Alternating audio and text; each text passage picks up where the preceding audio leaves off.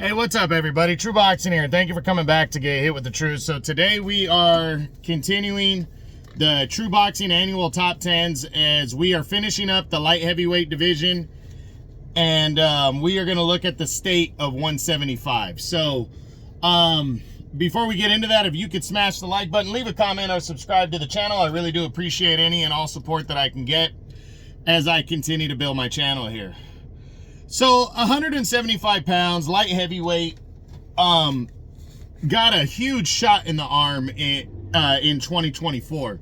You know, it was weak. I really, you know, looking at the guys that dropped out, Richard Rivera, Jean Pascal, and Vasily Wojciechowski, nothing against any of those guys, but those guys hadn't really done much, you know, and a 42-year-old Pascal being a guy that dropped out, that was kind of sad, you know, that the top 10 last year just was so bleak and not deep at all. Of course, this division was top heavy with Beterbiev and Bivol, but with those guys having no future in sight to fight each other before this past year, you know, it really was looking bleak at 175. But Beterbiev kicked the year off with a great win over Callum Smith, who was considered the number 3 guy at the time. But it looked like at first it was going to be another year where they were just going to trade off to see who the better fighter was between Beterbiev and Bivol.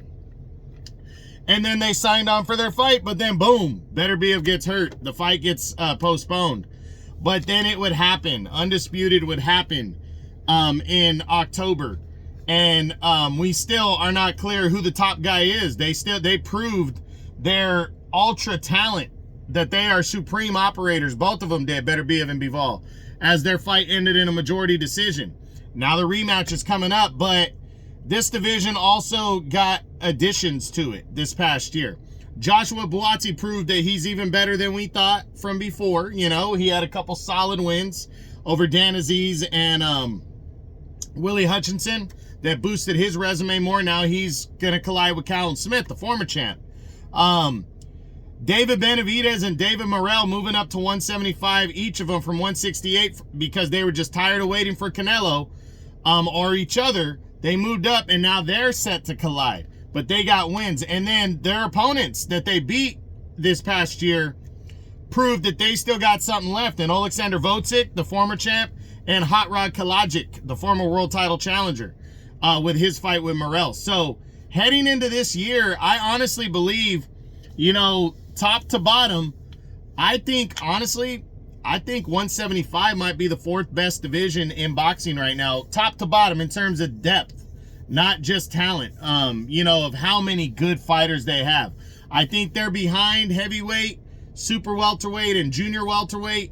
That's 154 and 140, but they're not too far behind, because there's so much attention on it, and the attention's only going to get bigger. In February alone, you got Benavidez and Morrell, Buatsi and Callum Smith, and then you got Beterbiev and Bivol 2, the last crescendo, the undisputed title rematch.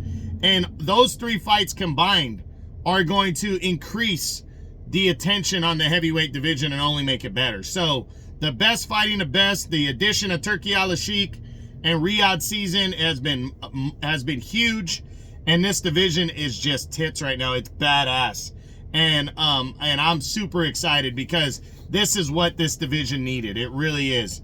And now, you know, the best are gonna fight the best. You're gonna see a lot of good fights. Even Anthony Yard and Lyndon Arthur isn't a bad matchup, because it's actually their 3rd fight, you know, but it's guys fighting each other, and that's something we haven't seen, you know.